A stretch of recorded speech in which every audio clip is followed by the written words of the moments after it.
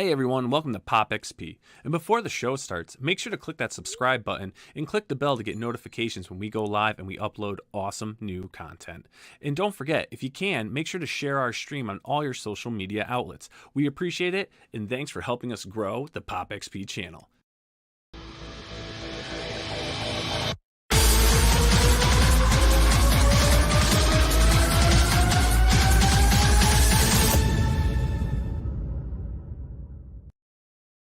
Hey, what is going on YouTube? It is Monday night. I'm here with the wonderful, talented Miss Cara Nicole, and we're going to give you a little crowdfunding comic stream. Yeah, we are. You know what I'm saying? I do know what you're saying. Everyone should know what you're saying. Does yeah, anyone not know what Nile is saying? Do you all know what I'm saying? Because we don't typically do Mondays, Cara, but the demand is hot right now. Demand is hot. Frank Amazing last week is like, dude, do you realize you're getting like anywhere between 18 to like 25 requests a day for people with campaigns? I'm like, holy shit, that is a lot of campaigns. It's like baby booming for crowdfunding in March of 2024. It's unbelievable. You know, I think that we're just tired of the status quo. We want new stuff. We want our ideas to be heard and seen. And, you know, we're learning that, hey, you know, it's not just the top two. Like, they hire people like us, so why don't we just do our own thing? Exactly, Cara. We do not need to rely on them. There was a time when people would be like, I want to be a Marvel artist, I want to be a DC artist, and they only have so many slots available. So do what I want. Exactly. That's that passionate creator in you, Cara. You know, just getting on the podium, letting everyone know why we're here, what we stand for. And I think our two creators tonight who are going to be showing off their campaigns can attest to that passion. So without further ado, Cara, let's bring them out. Tonight we're going to be hanging out with Corissa Grant. Welcome, Corissa. Hello. Thank you. And we're going to be hanging out here with Mr. Dirk Manning. Dirk, what's going on? What up? Hello. And hello to all of you out there as well. It's good to be here. Yes. Thanks for having me on. Yes, and anyone watching, I see we've got some viewers pouring in. Thanks everyone for tuning in tonight. Also, if you can, if you're on YouTube or if you're on Facebook or if you're on X or wherever else we're streaming, if you can, make sure to click those subscribe buttons and also click those notifications so you know when we're going live and when we're uploading some awesome new content. And, you know, within talking before the show, you know, we like to give little tips on our shows, you know, little tips for crowdfunding, comic collecting, anything. Do any of our esteemed guests tonight have any tips for collectors or crowdfunders out there? I will admit, before we were talking, you know, before we came on the air, we were talking about like storing comics and things like that. It's like we're all such geeks here. It's like we're all talking about like rearranging our offices and our spaces and things like that. This is a tip that a friend of mine taught me years ago about storing comics that changed my life. Now, like a lot of us, you know, I would bag my comics and you bag and board them. And Cara, I think you're talking about, you know, like making sure you put the slick side of the backing board on the right side in your bag, right? Mm-hmm. And then, of course, you know, you got to like change out your bags, but you also got to change out your boards every so often, right? Buddy of mine told me years ago, bag your comics, but don't board them, but rather just put a board in your box after every 5 bags. Really? It saves so much room, and your comics are still you know, as long as you bag them snug and stuff like that, they still stay straight, they stay crisp. Now, depending on the length of the width and the density of the comic, but you can go about 5 bags and then just put a board, and about 5 bags and then put a board. It saves so much space, it saves so much money in bags, and the comics still just stay nice, they stay fresh, they stay crispy. Game changer. Like when you start thinking about all that space you save from all those extra boards, it's just life changing. That makes sense though, because I mean, you know, as a collector with just comics in it, they're not bagged or boarded, and you know, it's kind of like stuff you'd almost bulk out, but you can get so much more in the box. But then once you start bagging and boarding them, that space goes to shit. It's like literally half the books you could put in there don't even fit anymore. That would be great for the con when you travel into a con. Absolutely. Way more in there. Yeah, and don't get me wrong, there's some comics that you're gonna want to make sure that you know you board them and stuff as well. And so I get it, but just for like your general comics and things like that, or like you said, when you're traveling and stuff like that, go about 5 comics deep. Your level of comfort, you may even go a little more, and then stick a board in there, just a freestanding board, and then do another 5 bagged comics and a board. You save so much room. So to those of you like that, you're welcome. I have a question though. Yes, ma'am. How do buyers take that? Like, do you ship them like that? I would never ship a comic like that. No, Okay. but I'm just talking like for your own. It's like personal storage. collecting tip. This is like in your personal storage collection, stuff like that. When you're keeping your own stuff. Yeah. Even for like my own copies of books and things like that, right? Huge difference in space. Like I did it with one long box, and actually now there's the thing. Actually, I moved to short boxes now because it's like easier to lift because I'm getting old. But yeah, right. So much more easy to manage. But it was like, I want to say it was like this much space at least in just boards. Wow. Right. It's crazy. Just try it sometime. Even just with some like your older comics, like your reader copies or whatever. If you have every single comic boarded, just change it up. When you go to switch, next time you go to switch your bags out, take it out. Every 5 comics, put a board. Hello. Telling you, you'll have so much more room. You won't know what to do with all your room. Then you can take those old boards and use those when you're shipping out comics to other people. There you go. Like tip of the week there, people. Don't use boards. You know what you just did? Trash. You just made a whole bunch of room in people's collections because I know that my boxes, if they are not full, what happens? And then they all start to bend. So you just gave everyone the ability to start ordering more comics from crowdfunding comics. Fill that negative space. Thank you all so much for having the ability now to really build up that unique comic book collection that you want. Yeah, that was the kung fu move here, really, because like now you have more space for more comics, which is the name of the game, right? That's the game. Speaking of comics to buy, though, both of you have campaigns, but there's kind of a funny thing that happens when we schedule because we don't really look at genres. But I believe both of you kind of specialize more in the horror realm of comics. And by coincidence, you are on together, which we don't do that on purpose. It happens a lot, though.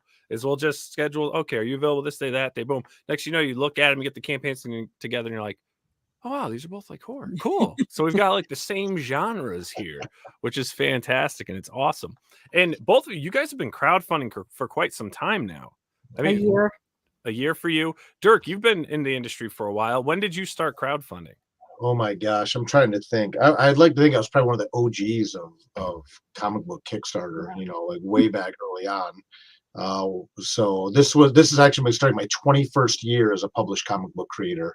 Wow. And I've been crowdfunding for, I'd have to go back and look, but close to 10, by this point. It was really early on that I got in the mix on that because like you guys were talking about the introduction, it's like, it's a way to bring your books out and really, bring the books on the format you want, the way you want to do it, the content you want, and also a way to reward the people that are supporting your books directly, which I know we'll talk about more as we go. We actually get into the books, but yeah, about probably close to 10 years now. Man, and Corissa, you're in a year, but you've put a lot of books out. Yes, I'm on my 9th issue, and I had 3 others out. So I had 2 that I didn't really release their colored and lettered and all that, so you can get them as PDFs. And then I had an issue 1 that I had done, and I didn't like it, so I threw it away and started again. So technically I've released 12, but officially it's 9. And my artist is currently in the middle of inking issue 14, so we're actually kind of far ahead anyway. So did you have a bunch of books like already done and then you went into crowdfunding so you could keep up with your schedule? No? Oh, wow. No, but I did have them written. So like this series is 45 issues and it's already written and done. And series 2, if I decide to do it, is 30 written and done. So I have 105 done with prequels and series. But this series 1 is 45. So. Oh, that's cool. That's cool. Well, I do them every other month because they're so long. I'd be doing this for like 40 years before I finish series 1. So. And wait, how every other month? I do them every other month. Yeah. So it'll end on a Thursday. I ship them out Friday and Saturday, and then 4 weeks later I start again. No shit. Wow. So you ship before you even get your money. Oh yeah. Okay.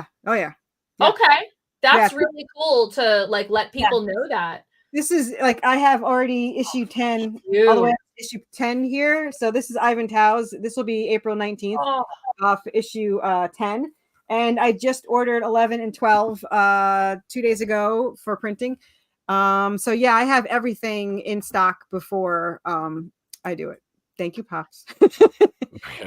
Pops is my biggest fan. There you go. Thanks. Wow, that's crazy. That's good for you. That's a great system to have. Yeah, it's crazy. So how far out do you have to be with your books though? Because if you're obviously getting them ordered. I mean, once the campaign ends, you're shipping out in a couple days. Yeah. So my issue 12 has been sent to the printer and we're on 9. And issue 14 is in the middle of being inked and 13 is in the middle of getting lettered. So pretty much once 14 is done this year, I already have all the issues I need for this year. And my artist is still going to keep going. So probably by the end of the year, all of next year will be done. So yeah. But Awesome. After he does book 3, he's actually going to do the prequel so that way I could start selling those too. So that's awesome. And shout out to Daniel Russell in the chat. What's up, my man? Supporter of the channel since like day 1. He wants to know what books is he buying tonight. Well, we got a bit of a horror theme tonight, Daniel. I'm pretty excited for that. So let's do this. Let's bring it up. We've got Worthy Chaos Redemption here. And this is book 2, chapter 2. Yeah. Boom. Here we go. So this is live on Kickstarter right now. You are currently at 70 backers. You have 16 days to go. You are funded. And again, I mean, this is, wow, you have so much out in such a short period of time. And when I skimmed through the campaigns, I've looked at your past campaigns, and I have to say, you have a really good quality of work to the books. Thank you. The interiors look great. Lettering looks good. Everything looks really top notch in this. Thank you. The thing I wanted to ask you is, you know, before you did crowdfunding, were you doing, you know, self-publishing on your own and pushing it? I didn't even know this was going to be a comic book till like a couple of months before I crowdfunded. So no, no, I wrote this. Now you know. Yeah, now I said the infamous words, how hard can it be to make a comic? And yeah, it's the hardest thing I've ever done. I wrote this as a role player. So I had the 45 issues done before I even started the Kickstarter. And what makes our story a little bit more unique is since it was during role playing, I actually wrote the story and Seraphina, the main character, angel descendant, but her soulmate Draven, who's a demon descendant, is written by a totally different person. So when you're reading it, they have these 2 completely different personalities that makes it a little bit more unique. And you can tell who wrote who because my character, she talks nonstop and barely thinks, which would be me. And my Draven thinks, barely talks and mostly thinks. So you can tell totally that who's mine and whose is my co-writer. But yeah. That's awesome. Well, let's check out. We'll start off with your campaign video and then we'll go through everything. Okay, it's long. What's that? Just so you know, it's like 3.5 minutes long. So if you want video, awesome. There we go. Yeah. I'll play a little bit of it. I was gonna say the first minute is the 2 newest issues. So if you want to play that, you can. All right, we'll do that. Boom. Cool.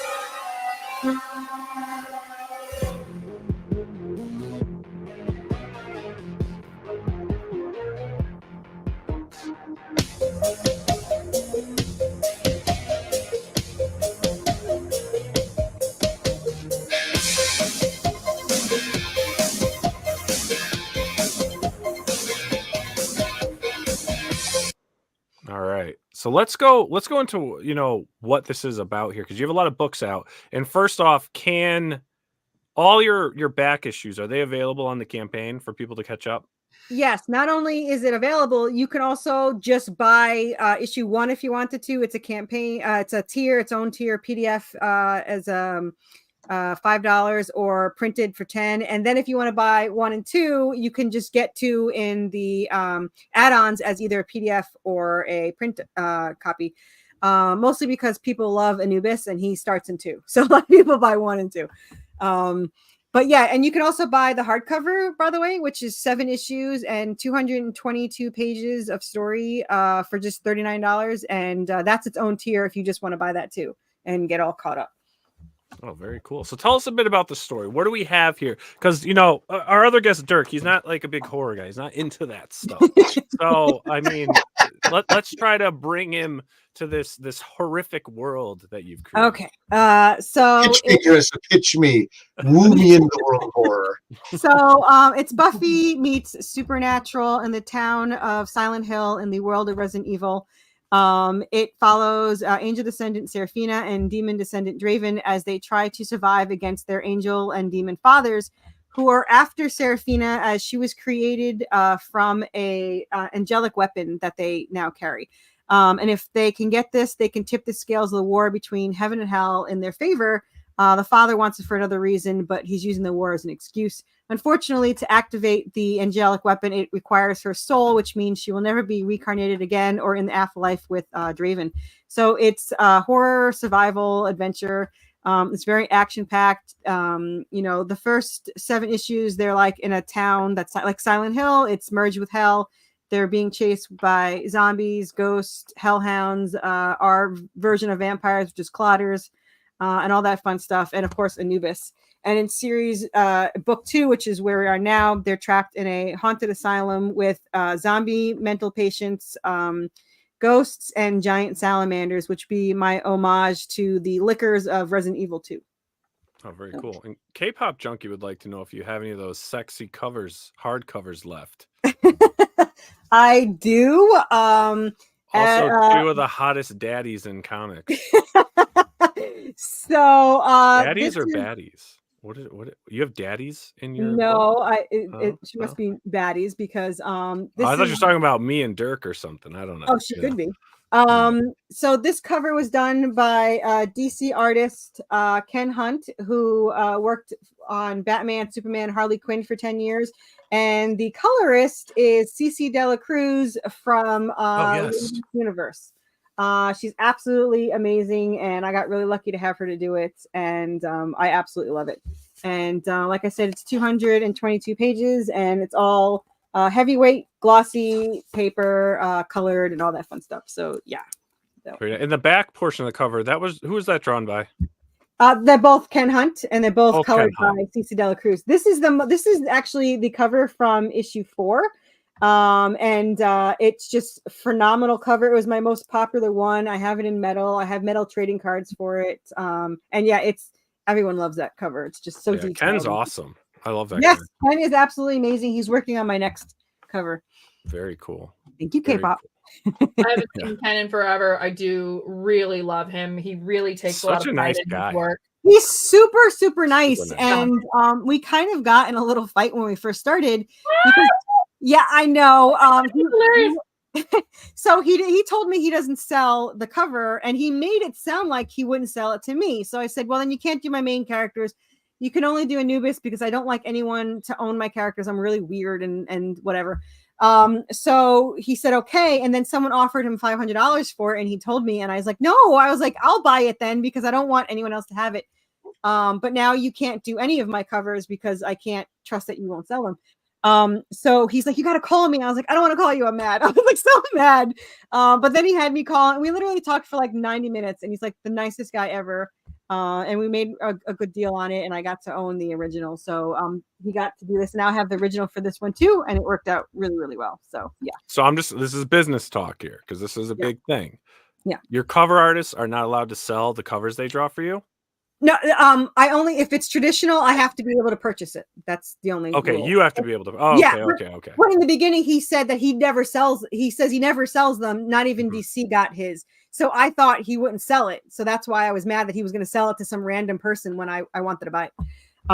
But I did get to buy it, and it worked out really well. So cool. But yeah, and now What if he's. you don't want him? What if you don't want to buy it? What if I don't want to buy it? And they can sell it. Oh, if my characters are on it, I have to own it. Okay, I'm curious about what your thought is. This is very interesting and something that I very absolutely no sense whatsoever. But I have this really weird compulsion with my characters that if it's traditionally drawn, I somehow don't want someone else to own it, and it's the stupidest thing ever. And it's an incredibly expensive habit. But yeah, they're all framed. I try to stick with digital because it's cheaper for me. But yeah, if it's I've even had people from Brazil and what was the last one? Africa. I think they're shipping it to me for like $50. So okay, yeah. so it has nothing to do. You don't. There's no legal thing that you're concerned. Oh no. I know some No, she people just are. wants it. She wants Yeah. it traditionally done. She wants to see her characters. Yeah. And No, that's cool. if anyone's going to sell it for thousands of dollars, Carissa's going to do it. Yeah. And I just know that there are some K-pop's people, like, you know. she's a massive fan. I am a massive fan of myself. Yeah.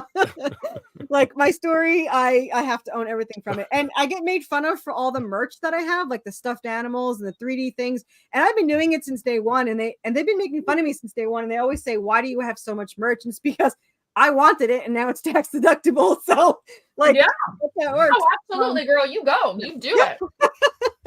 So yeah, I've been called my nickname has been the Queen of Merch, apparently. I love it. You just keep owning it.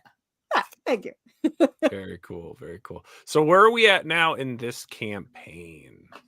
So I started 5 days ago, I think, and we funded 2 hours in 2 hours, and now we're double funding. So very cool. And you've got a lot of tiers in this campaign. There's some great sample pages in here, so I definitely encourage everyone. The links have been posted in the live chat. The links are also in the description below. If you look there, check out the campaign, dive deep into it. There's a lot of rewards, great sample pages here. The interiors are awesome. Like I was telling you before, Chris, thank you. I love the interiors in this book.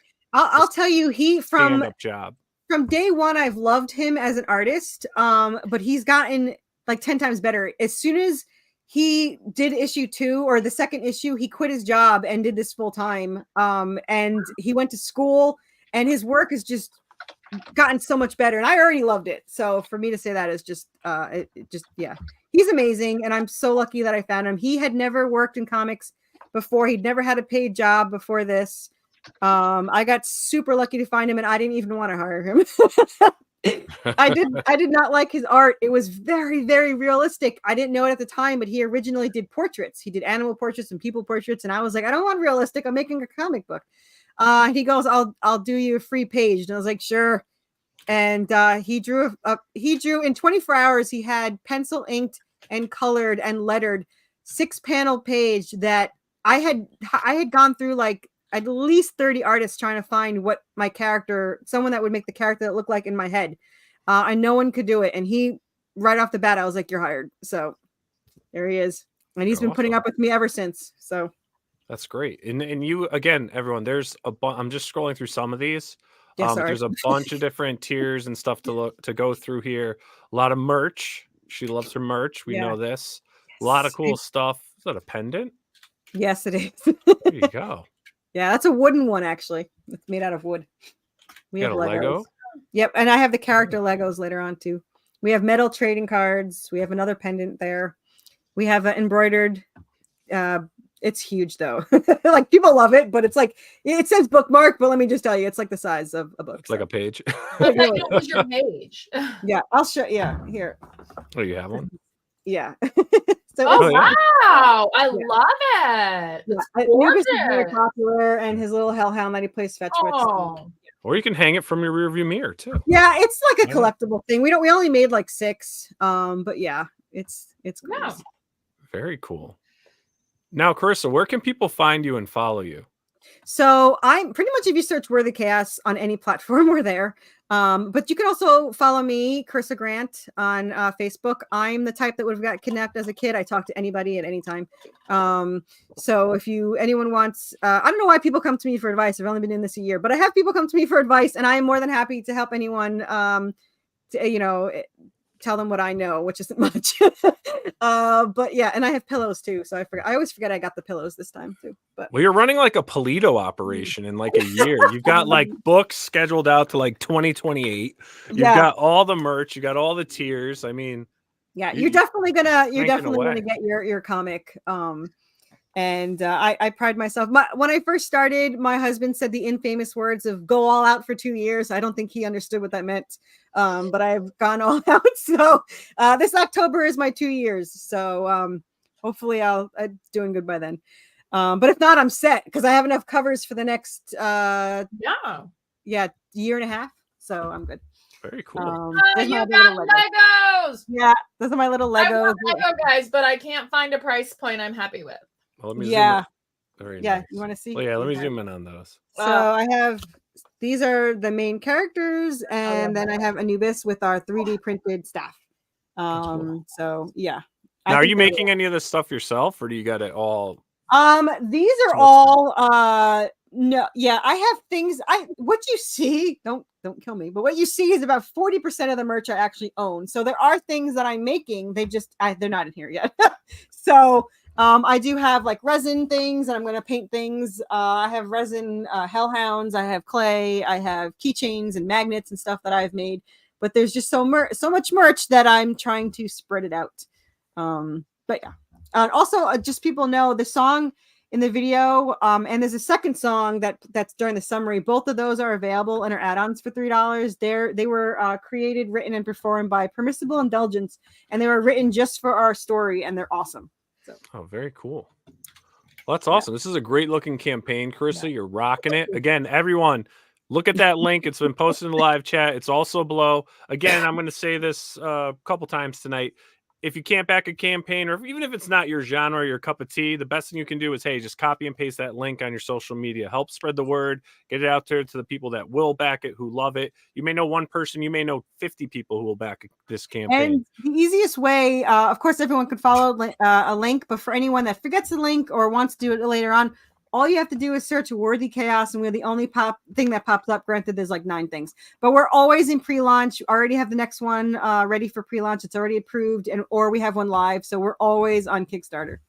Awesome. So look, I need to be able to use my cowbell. It's been forever, and the only way I can use my cowbell is if somebody backs a campaign. So if you someone did back it, then somebody's got to back. Somebody did. Okay.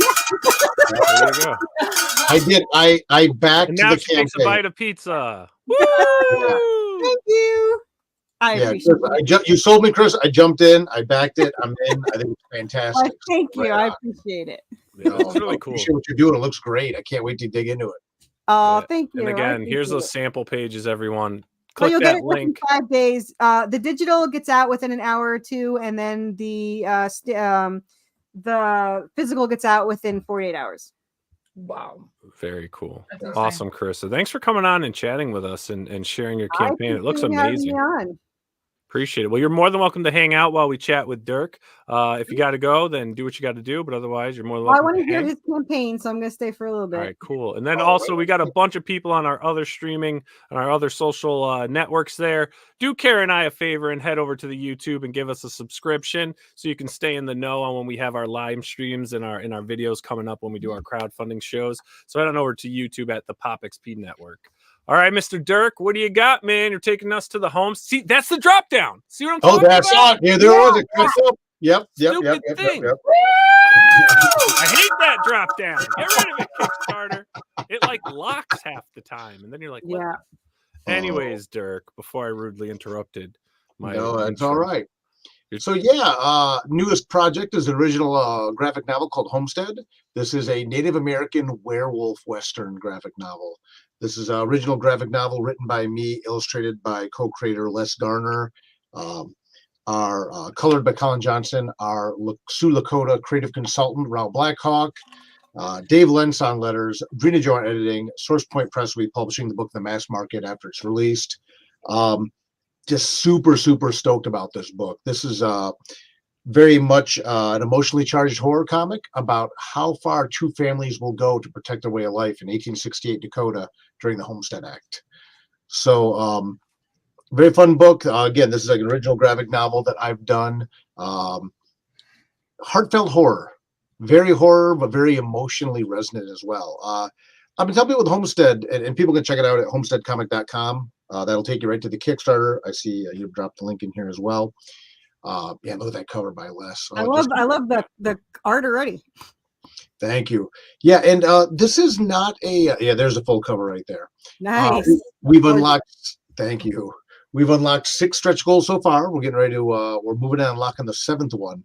So, and the way I run my Kickstarters, people are familiar with my work, is the only way to get the hardcover edition of the book is through Kickstarter. So if we sell 300 books through Kickstarter, we do 300 hardcovers. We sell 100, we do 100 hardcovers, and that's it.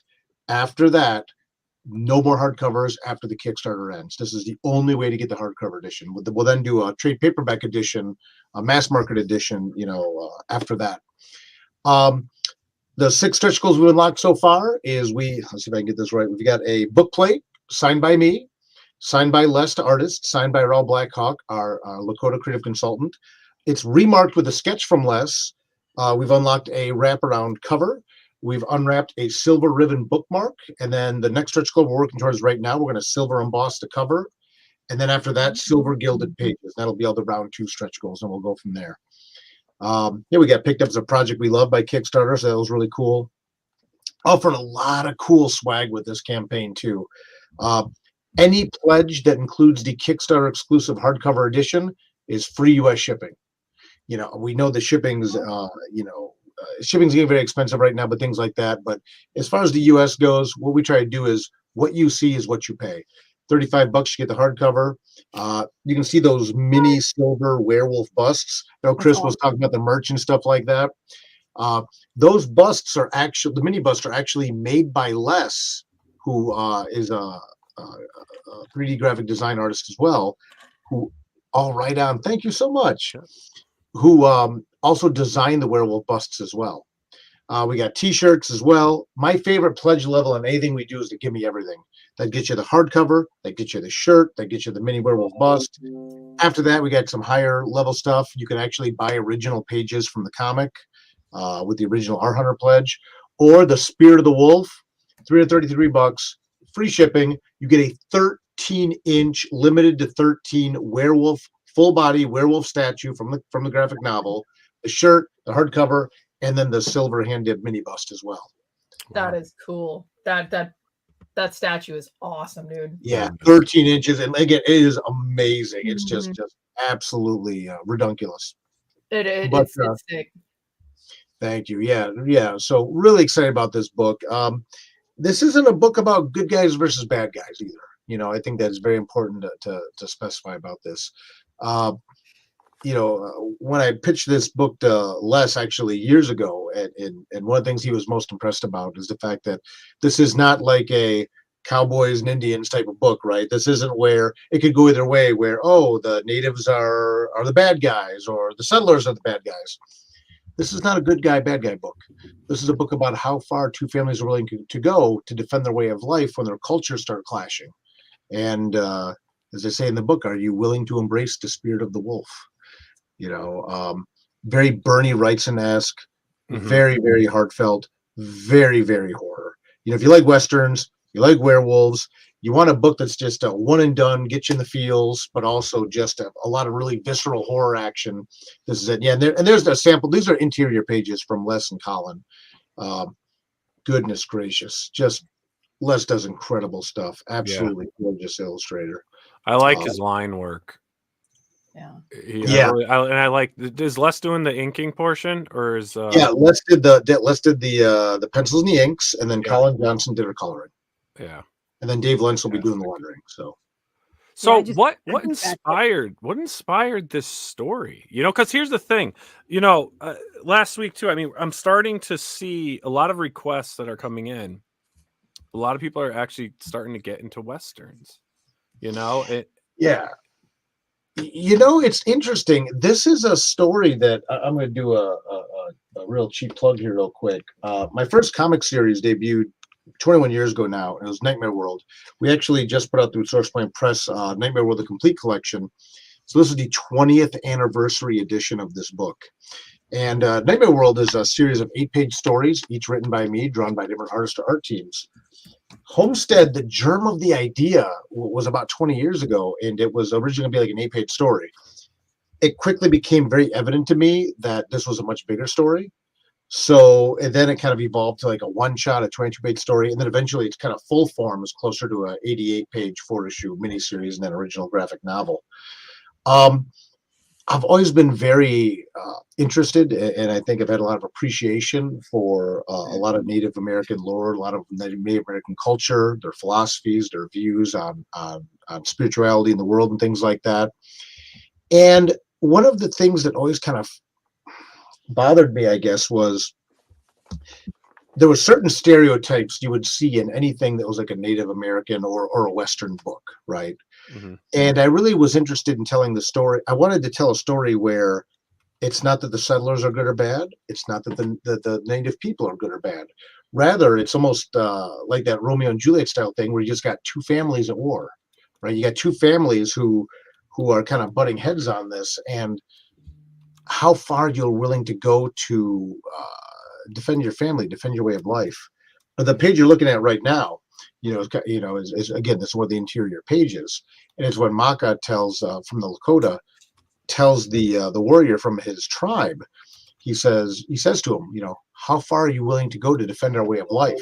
He said, these settlers coming in, if we let this first family come in under this Homestead Act thing, they said they are going to wipe out our way of life.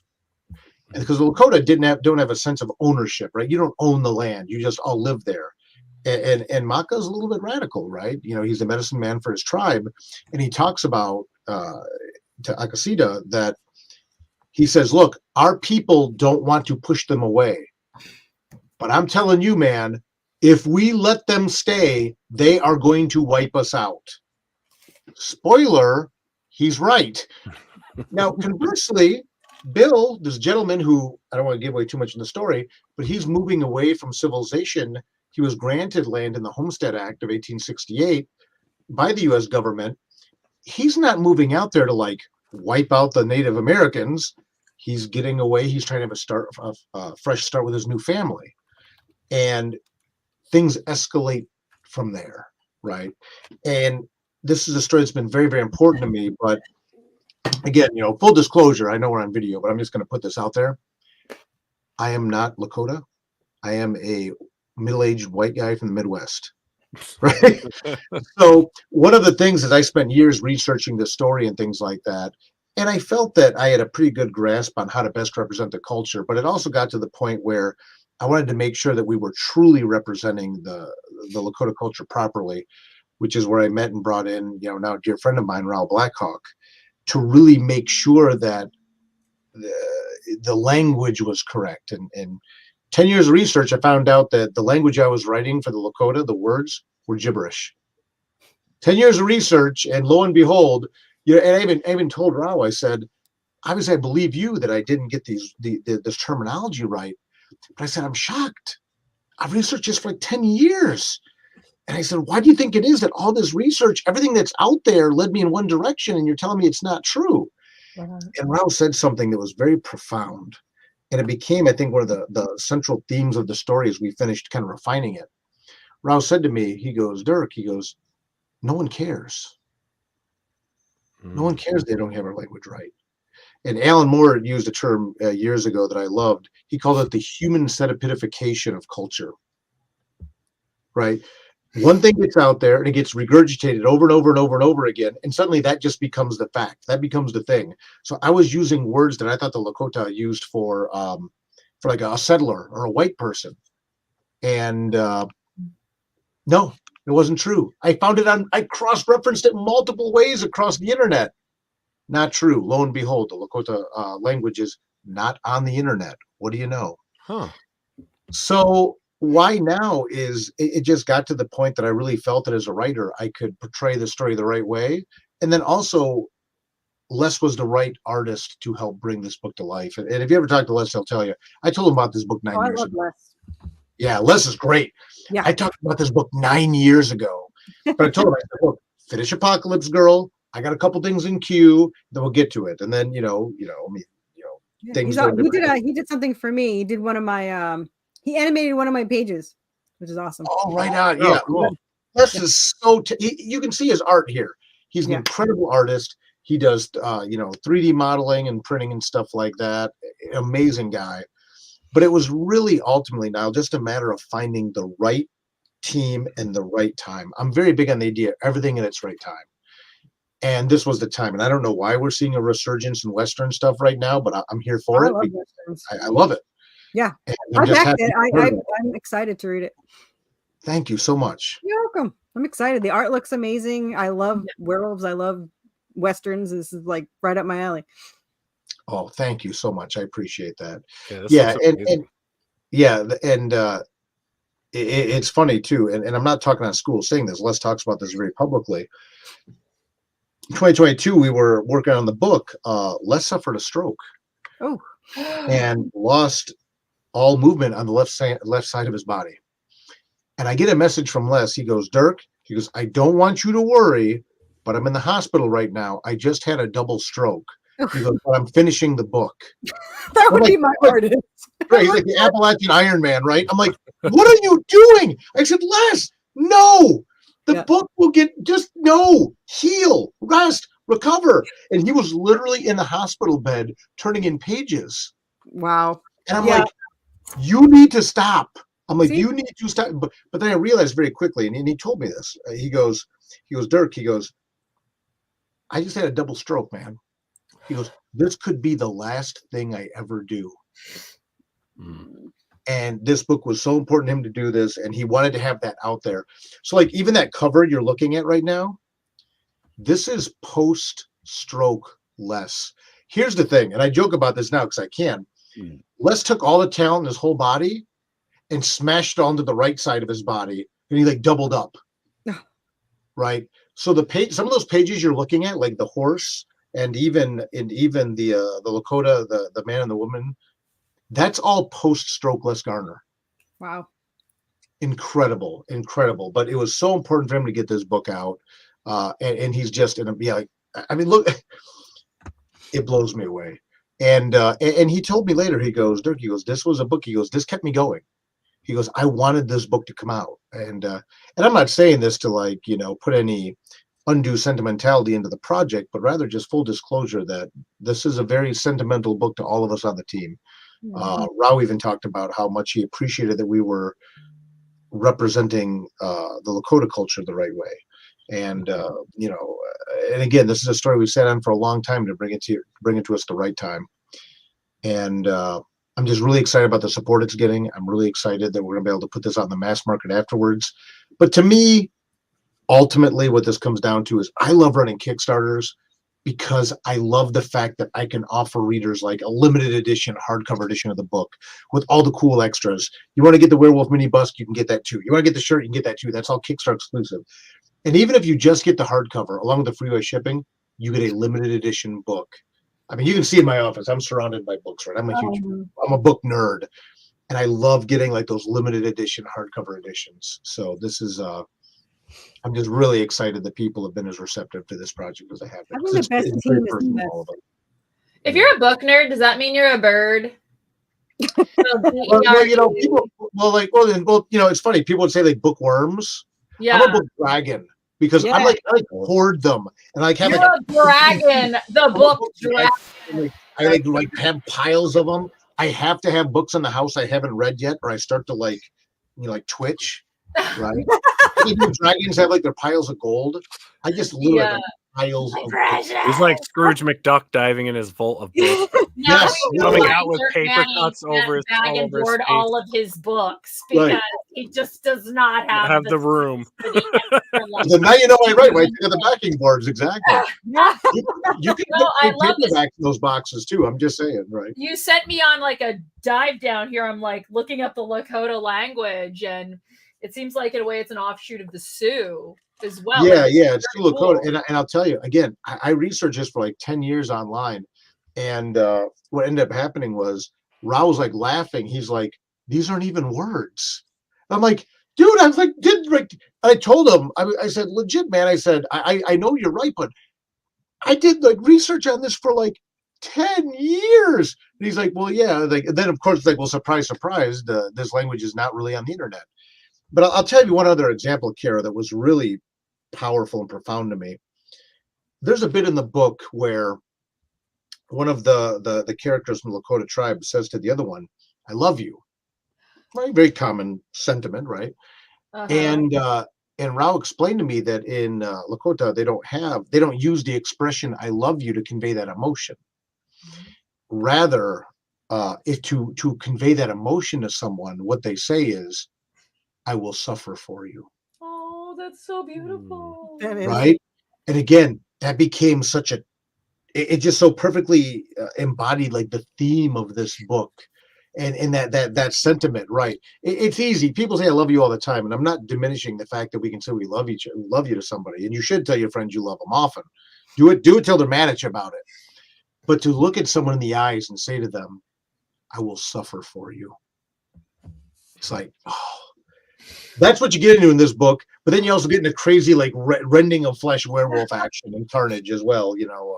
Bernie Wrightson style.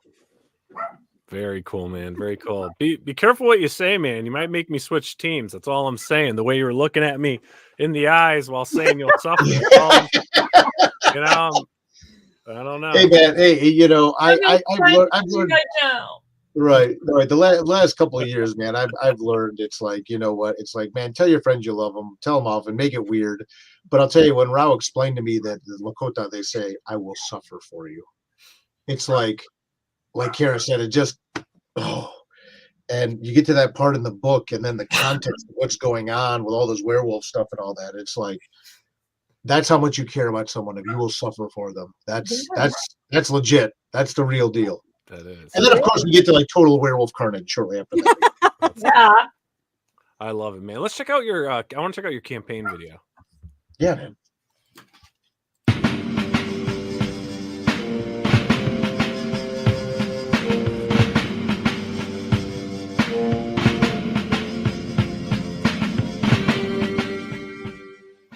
Hello, friends. I'm Dirk Manning, the writer and co-creator of Homestead. I'm Wes Garner, co-creator and artist on Homestead. Homestead is a Native American Western werewolf graphic novel about how far two families will go to protect their way of life and their loved ones.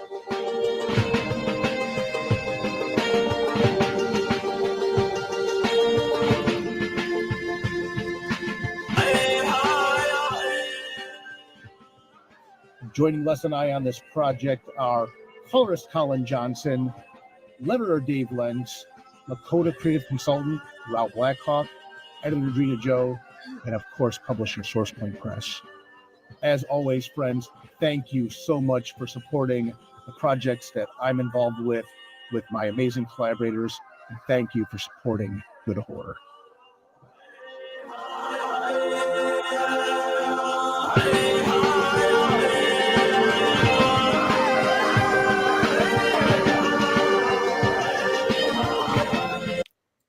Shit, I'm gonna get a copy straight for that one. And I'll tell you, we talk about Les and how amazing Les is. Les also did all the music for that video. Oh, that's awesome. And put that video together himself as well.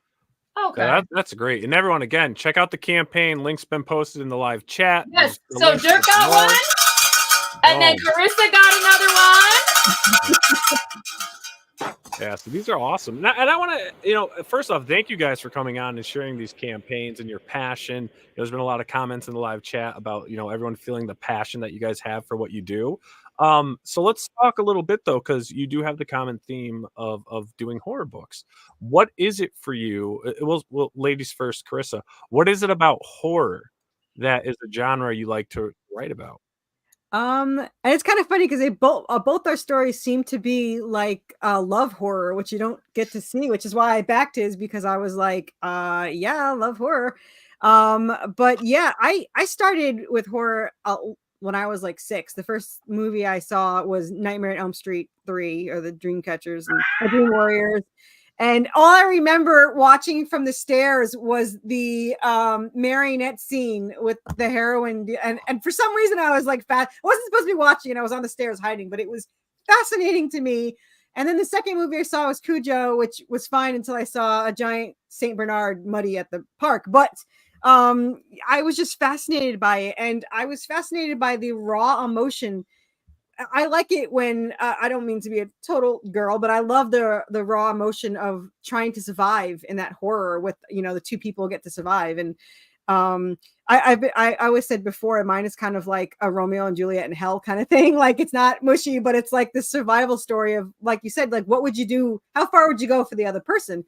And that's kind of what happens. But just horror is just such a raw emotion. And I used to, one of my favorites was The Crow, which is technically not a horror, but it was just, something that really drew to me. And I used to draw straight from the graphic novel. And it's so good that my mom did not lock me up in a rubber room, because they would be like these horrible pictures I would be drawing from this. I mean, it's like a horse wrapped in barbed wire, and the skeleton girl with the flowers. And it was just such a passionate story that I love drawing the emotion from it. So I think that horror just brings out such raw emotion that was just brings so out much the best easier. in you, Corissa. Brings out the best. You know what though? It really does, because like when you see her husband's very scared, by the way. Well, I watch a lot of true crime too, and he always said that if he sees me taking notes, that he would probably run. And I said I don't need to take notes; I remembered it all. But that didn't help.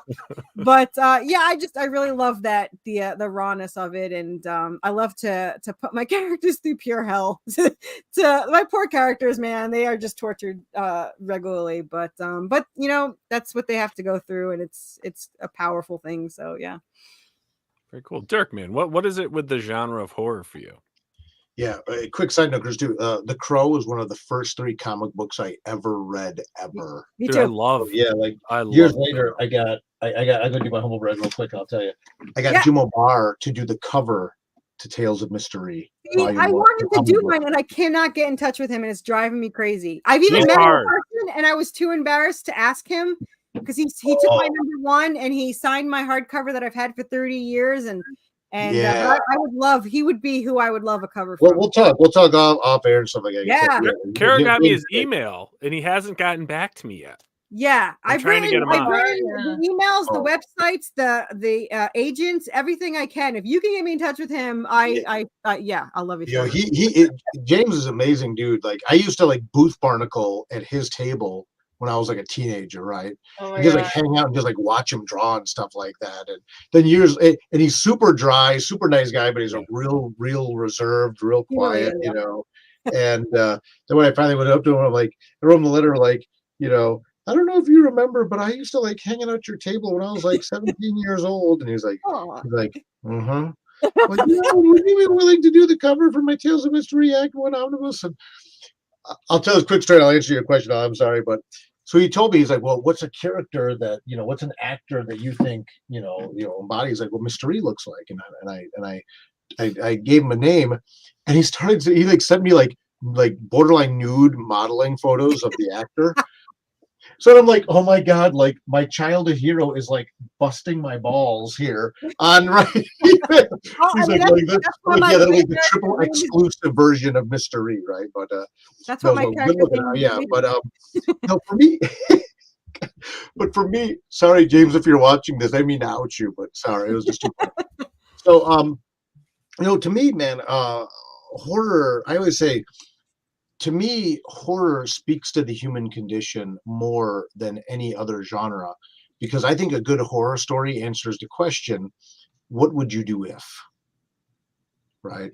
No offense, but like vampires don't necessarily scare me. I could say I've never met a vampire, but that's not true, actually.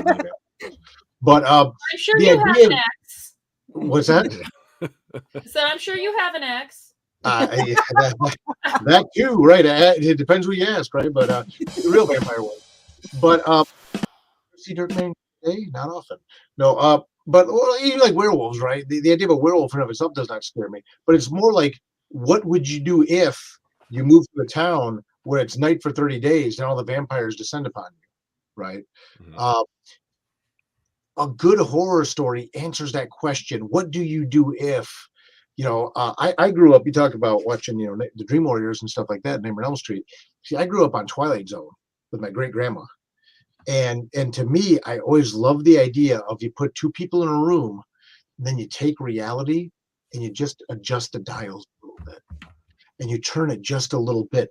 And that's when you find out what people are really about. That's what you find what they're made of. Or use a more modern example, it's like if you watch you read the Walking Dead comic, or especially you watch the Walking Dead TV show in those early seasons, everyone wants to think they'd be Rick, but how many of us would really be Shane? Right? Let's find out what you're really about. Well, And Rick turns into Shane, so technically. yeah, wait, what would you do? So you're gonna say in a zombie apocalypse, you have to be the fastest, you just can't be the slowest. People these days can't even have a conversation without freaking the hell out. You think that they're going to be able to handle a zombie or an apocalypse or anything? These people can't even handle a flat friggin' tire. Well, that's it, right? Everyone thinks they're a badass. Doesn't mean a real badass, right? You know what? And I would like to say, fuck you, Dirk, okay? Because I'm looking at this and it's $25 for the floppy, but it's $35 for the hardbound that's only available on Kickstarter, and they both have free US shipping. So if I wanted to pay $25 for that original one plus US shipping, it would be the same as the hardbound book. Well, so plus you're really making it difficult to make a decision, but it's clear what the decision is. All right. Not only that, Kara, as long as any pledge level is at least includes the hardcover, you get all the stretch goals for free. You get all the stretch goals for free. Oh, look at her. Well, I mean, my stretch goals are always free. So. I'm saying, but they come with as long as you get a hardcover, you get all the stretch goals. You get the soft cover. That's cool. But if you get the hardcover, I'm incentivizing you to treat yourself. You don't give stretch goals for your soft cover? What's that? You don't give stretch goals for your soft cover? Only for the hardcover and up. Okay, well, some people are starting to do that. Some people are starting to offer a book that comes cheaper without the stretch goals. And my thought is I have a minimum I have to purchase anyway. That's what I have. Get out of my house. Yeah, you still got he's got conventions and stuff. He can sell things, that's all. Right, exactly. But yeah, that's the thing. So see, because again, I'm a book dragon, right? It's like I understand that the hoarding the nice deluxe editions, and then you get the book plate with all the signatures, and you get the silver gilding and all that other stuff, and the remark sketches. But some people, they just want to get the trade paperback. No, I know what's up. No, I'm really digging this because, like I said, you sent me on this little goose chase here. Right. And for all of you real nerds out there, so in the Dakotas and during this homesteading time, there was a point when the homesteaders were actually run out. They were basically told, "Nope, sorry, we're not doing this." However, I believe it was the Osage who. Some of them spoke French, so that would have been a way, if you know what I mean. I was like, wait a minute, which tribe was it that was French speaking, and it was not the Lakota. So that kind of and that's the thing. It's fascinating when you look at this, and something that Rao and I have talked about a lot is the fact that, and he said something again very very profound. He was like, I'm tired of people always telling the story in pop culture, in modern culture, that the Native American culture is dead. He goes, it's not. It's flourishing, and it's huge, and there's such a myriad of cultures and things like that are still there surviving and thriving and things like that. And even when you look at the Homestead Act, the story of Homestead takes place in a very condensed amount of time. But you're exactly right, Kara. There was these waves to this, and there was different massacres going on and different battles and the different tribes getting involved, the different people getting involved. But good guys and bad guys is oftentimes a matter of perspective. Yeah. Dirk, I had to upgrade to the hardcover, so I hate you too. Yes. You might wait a minute. You might as well. I mean, I never get physical. I get physical, but I don't get physical. So I don't usually buy the physical back, but it is a hardcover, and I do highly appreciate hardcovers, and I can't resist the free shipping and all the goodies. So yeah, I appreciate you. screw Thank you. you. Well, that's it. And again, all faux hate aside, I hope it's faux hate. French, oh, your faux hate. I really like to use these Kickstarters to pay it forward to people, right? And you know this, Chris and Cara, you know this, and all of you know this. When you launch a Kickstarter, this is a very vulnerable process. Yes. Right? You are putting yourself out there in a way that very few people understand unless you've done this. Whether your book, again, I've been very, very fortunate with my campaigns and stuff like that. But every time I launch a campaign, it's like, if no one backs it, everybody knows it. Mm-hmm. Right? You're putting everything out there, and for 30 days, you are just, standing as naked as John Cena at the Academy Awards, man. Like, here's my stuff. Here we go. Yeah. So to me, to perhaps I'm not going to say bribe, Cara, but I'm going to say incentivize. I was going to say you were going to say incentivize. Yeah, incentivize people to get the hardcover and stuff like that. Truly, to me, that's my pay it forward. Because people get the limited edition version of the book, they get all the stretch goals, they get all that stuff, and it truly is a thank you. Because even like when we were off the air talking for a minute, and even when you guys first started, it's people supporting these Kickstarters that allow us to tell these stories that we want to tell exactly the way we want to tell them, right? And to bring original voices, and to bring original perspectives, and to bring original work to the medium that we love. And that's what it's all about. And that's what makes Kickstarter and crowdfunding so powerful, so exciting. I remember when I first started, now you asked when I first started doing Kickstarter, I first proposed the idea of doing Kickstarter when I was being published by Image Comics. And at the time they were kind of like, we don't know about that. I'm like, well, cool. I went to a publisher that let me do it, because I wanted to be able to reward people that were supporting my work and making it possible up front, but also really, I can't go to a comic shop and offer people free mini werewolf or werewolf mini busts, and I can't offer them signed book plates, and I can't do all this stuff through the direct market as easily. So I guess that's a long way of saying I'm going to embrace the hate. Bring it, bring it on.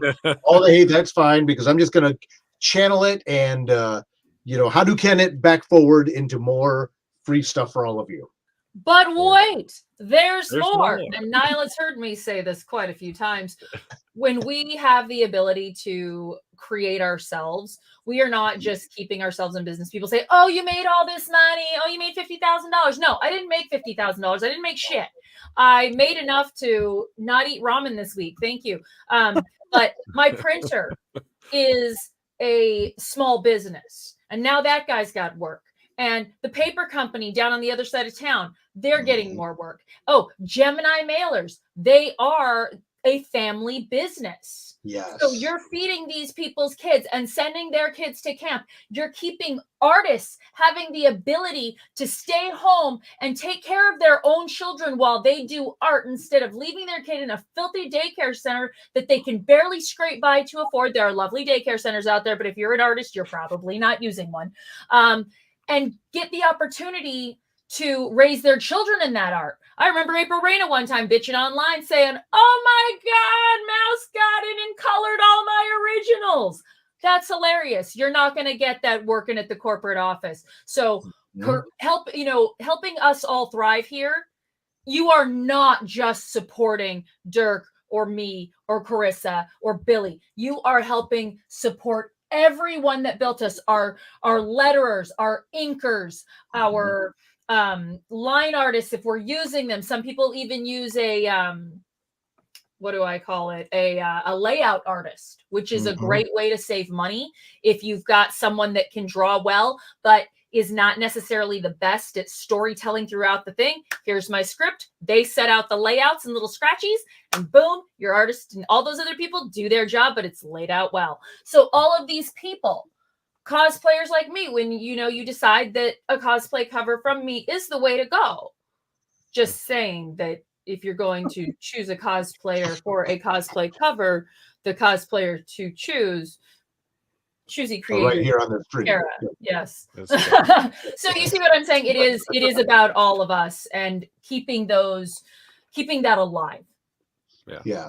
And you make a phenomenal point, Karen. You're exactly right. And here's the other thing. And it's funny, even like when early in the days of crowdfunding, I'd have to explain to even some of the co-creators I work with or the illustrators and then and fans and readers and supporters, this campaign right now, I'm not walking away from this campaign with $15,492 in my pocket. I'm making $15,492 worth of stuff, roughly, and then I'm going to take some of that money and, like you said, I'm going to be able to pay back the creative team and help them, afford to do this stuff. This is not like pure profit. It costs money to do all this stuff. Offering the free U.S. shipping rates have gone up 30 to 40% in the last year. Yeah, but if you use pirate ship, you Yes. got great on ground. And Yeah. do not use media mail. Don't do it. No, they can jam you up on comics. Pirate Ship is really great. There's some great fulfillment centers out there like Whalebacker and stuff like that really do nice stuff to help. But yeah, you're exactly right, Kara. I mean, this is not only supporting the whole teams that make this stuff, it's making it possible to do it. But don't be fooled by the numbers. And Chris, I know you know this too, right? It's like I mean, you're like you said, you actually make some of the books in advance. This is what allows us to make that possible, to make more stuff for you. Oh yeah. And it's a very vulnerable, stressful way to do it, but I remain incredibly grateful to everyone who makes this possible. It's just, I don't like to use this word lightly, but it's really like a blessing. It's just such an honor to be able to do this and tell a cool story like this that we can tell it the way we want to tell it. We don't have to tell it through a corporate lens. We can tell it through the lens that's authentic to us. Mm-hmm. Yeah, Well, you're your own business. You get to do it the way you want. It's funny, when I first did this, I had sent my proposal to couple publishers, and they refused to read the proposal because it was 45 issues written, and they said we don't make anything that's over 3 issues. And I said, why wouldn't you? And they're like, well, 65% of that by 1 by 2 and then less by 3. And I was like, well, then you have the wrong stories, because if you fall in love with these characters, you want to see where they go or what they're going to do and all that stuff. So to not have a long story, and he said, you'll never get them out. And he could be right. But either way, I'm going to find a way to get series 1 out at least. And yeah, it's 45 issues, but you know what? You could put that into an omnibus. You could put it into 3 trades. Yeah, it's going to be 5 trades actually. Oh, 5 trades. Okay, you put it in 5 trades and you have a specialty box. Yep. Hell yeah. That's I literally talked about it today. And because of what you're doing and because of the quantities you have, I would actually start suggesting you push over into Goodreads, Amazon, any digital reading platform. Get those readers there. Your collectors are on Kickstarter, Indiegogo. Your collectors are the ones that don't give a shit what is in between those pages. They want that cover. They want it slabbed, graded. This is their beanie baby, okay? But if you've got a story, since yours is so extensive, Amazon, you're going to get better reviews. Goodreads are going to be harsher, but they're going to be more real. Do it. Just fucking do it. Put it out there and just make it be about the read. Yeah. And you could even, if you have all this written up, you could turn this into a girl. To what? Like make it like a story. Words with no pictures that they talk about. Unfortunately, that won't happen. I'm just saying, with your volume, you could actually even get into distribution because you have an ongoing series. Oh yeah, I have 13 novels, but they just work so much better as a comic.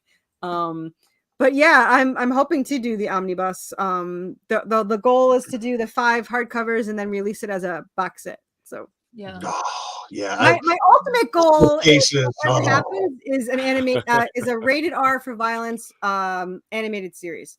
I've always wanted an animated series for this, and that would be the ultimate goal. I don't want a live action, and I can't ever sell it or license it to anyone, so it'll have to be something that I do in the future.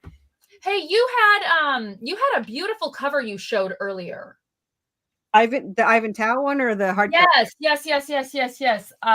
That I just wanted to see it again. And you said it was Ivan Tao? Yep. Okay, cool. Do you want his contact info? Yes, Yeah. I absolutely want his contact info. Oh, he's absolutely amazing. I'm getting this in metal because it just has to be in metal. But yeah, he's so phenomenal. cute. Isn't it gorgeous? You see the little eyes in the background? I He's love like, it. That was my favorite part of it. Yeah, it's like that background is so dope with like all the little hidden eyes and the demons Yeah, coming he's out. like, Wait, there's a background? Yeah, Oh. yeah. What? Oh. Yeah.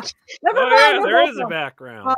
But yeah, he did ask me if he could do eyes, and I was like, what a stupid question. I was like, of course he can do eyes. And you know, it's really funny because she actually does have a nurse outfit in the story, but it wasn't intentional. This is a horrible story, but my artist has a horrible memory, and she had a wound in her shoulder, and he kept forgetting to draw it. So I said, screw it, I'm just gonna have her change her clothes. But she's in a haunted asylum. What the hell is she gonna wear? So I was like, she'll find a shirt, and then I can think of a cover, and I was like, I'll just an old-fashioned nurse outfit, and now that's what she's been wearing. So yeah, it was not intentional, but it just worked out that way, and now I love it. Well, you know what they say, Carissa. Always dress as if you're going to die today, because those could be the clothes your ghost will be wearing for eternity. Perfect. We have a ghost nurse, so they can fight. There you go. I can't wait to read it. I always wonder about that. That, you know, like, okay, do you wear what you died in? And those of you who have met me, yeah, you know what I'm wearing for eternity. Right. Well, you know, it's kind of funny okay. because there is a nurse that died. She died during sex, so there is a nurse in this with this outfit on. And they actually fight her in it. But yeah, it was, like I said, everyone was like, I can't believe you put a nurse outfit. I was like, it made the most sense. So it's just, Sure. and you're a blonde. You could do my character on a cover, so that's definitely something. I've done everything. I've done everything. I mean, like, I can do all hair colors, all, like, when I say I can cosplay covers, like, all you need is a nurse outfit and a gun, and you'll be good to go. Yeah.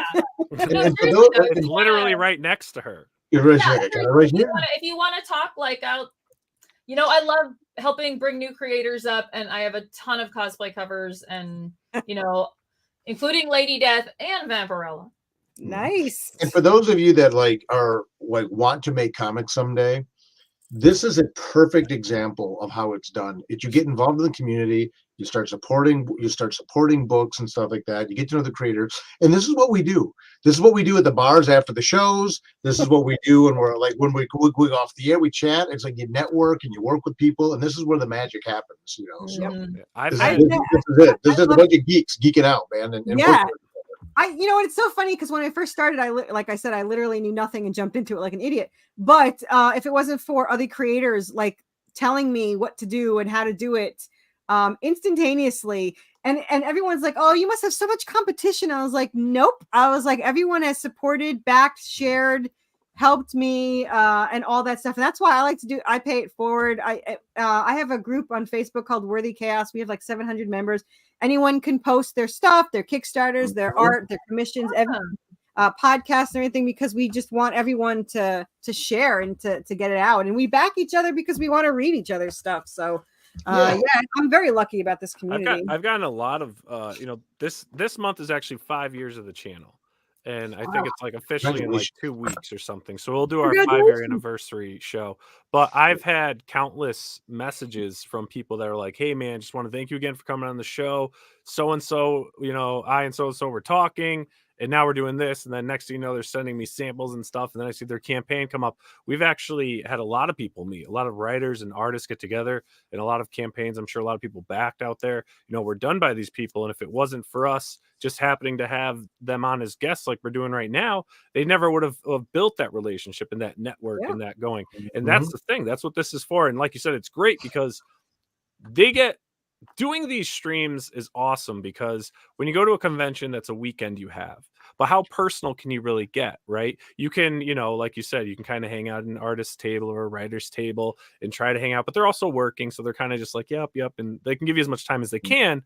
But this allows the fans, the viewers, and other creators to join the conversation with us, to be in the live chat, to ask questions, to get intimate, and get to hear us talk like we do when the convention's over. We just went to our hotel rooms, we changed, we're at the hotel bar. We're either going out for dinner or we're just going to sit here and get smashed. And we just talk and we network and we meet, and they get to experience that. So, I mean, it's great with what we're doing in the networking. It's so powerful. Well, it's extremely powerful.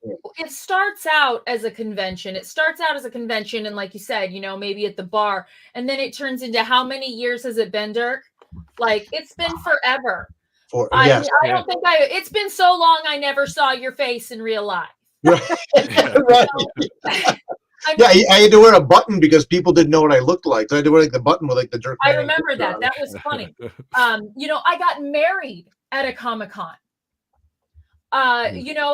We build friendships and we build relationships that go very, very deep.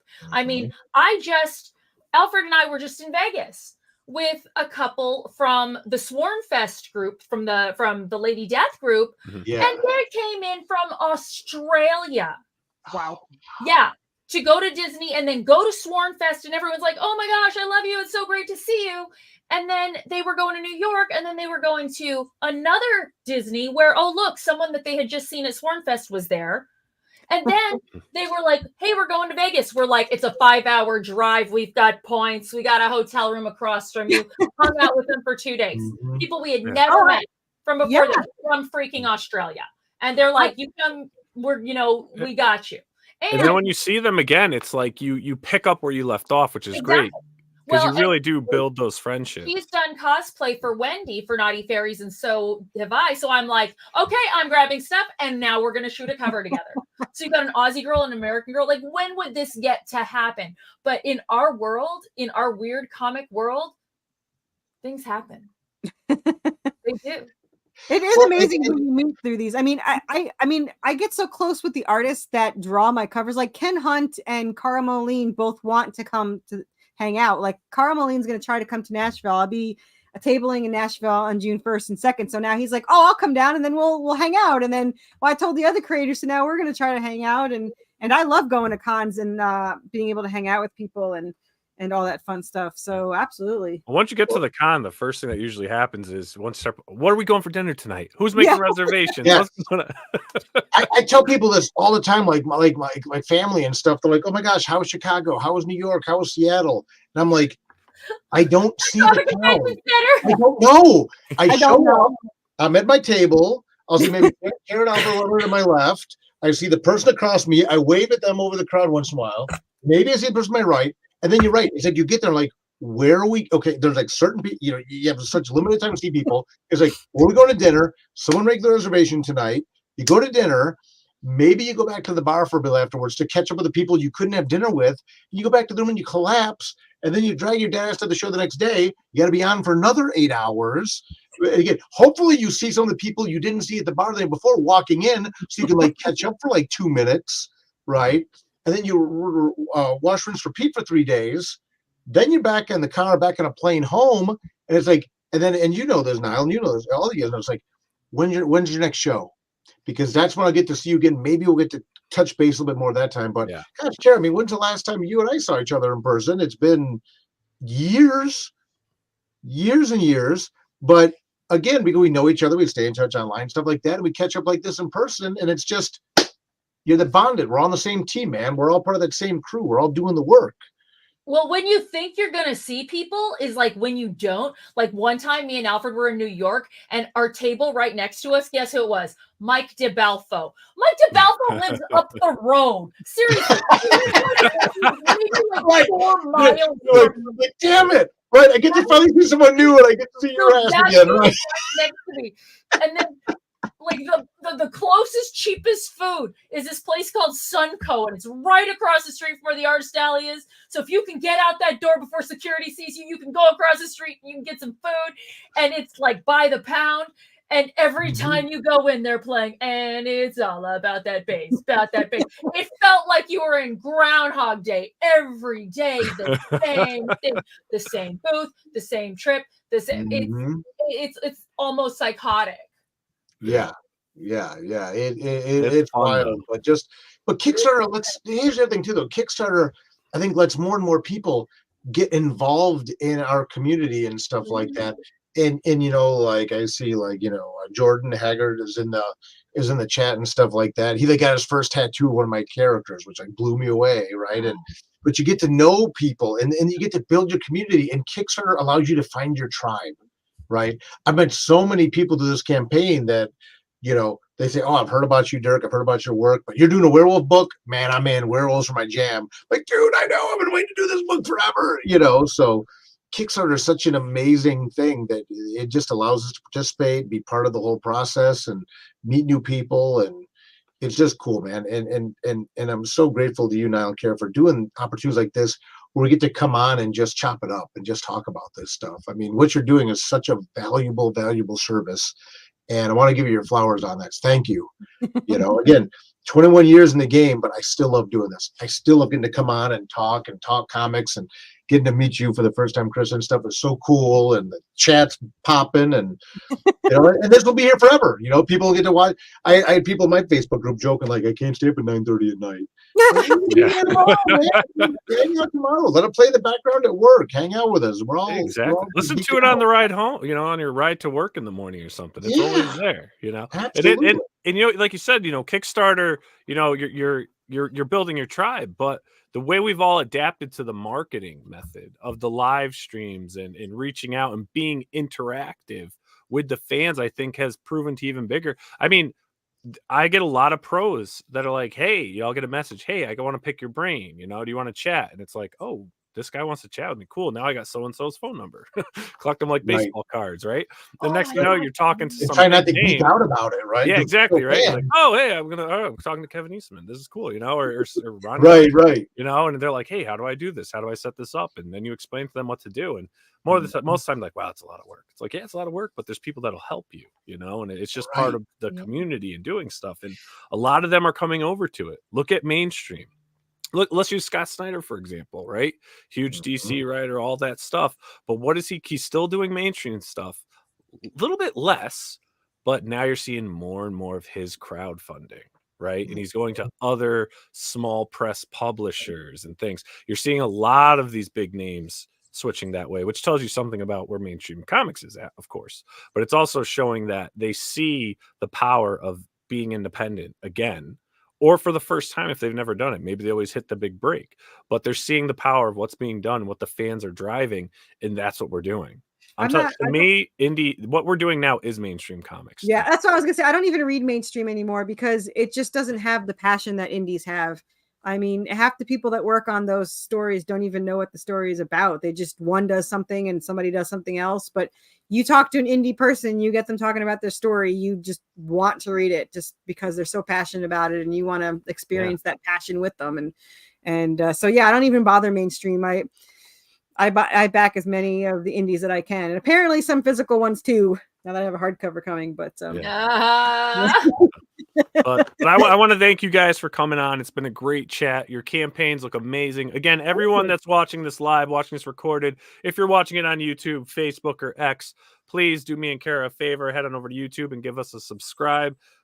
Right? Did I say that right? I'm getting tired. Yes. Give us subscribe to the channel and help us there on the YouTube end. And also, again, go down, look at those links, dive into these campaigns in some more detail, since you won't be listening to us chattering too much longer. And just check it out. If you like it, back it. If you don't, just do us a favor, copy and paste that link, help support the indie community, the creators. We are in a new golden age right now. We are building this up. So please continue to support us.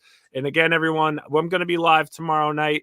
On the Steven Cimino show on the Pop XP. We're going to be going live with Peter Sanderson, the comic book historian, famous, has many books out on the topic. Me and Cara will also be live again on Wednesday with another round of creators for Crowdfunding Comics Creator Power Hour. And of course, I'll be live Thursday with Mr. Tucci for Thursday Night Live with Billy Tucci. He still doesn't know what he's going to do yet for a topic, but we'll know by Thursday. And again, Dirk, thank you so much for coming on. Corissa, it's a pleasure to have you on. Cara, as always, it's a pleasure to host with you. And everyone, back some books, buy comics, read comics, create comics. And thank you again, everyone, for tuning in. Thanks, guys. Thank you, everybody. All right, everyone, have a great night. Bye. Hey everyone, thank you for joining us on Pop XP. If you haven't already, make sure to click that subscribe button and also click the bell for notifications when we go live and we upload some awesome new content. Also, don't forget to head on over to Twitter and follow us at the Pop XP and over on Instagram at the Pop XP. Thanks again everyone, and we'll see you soon.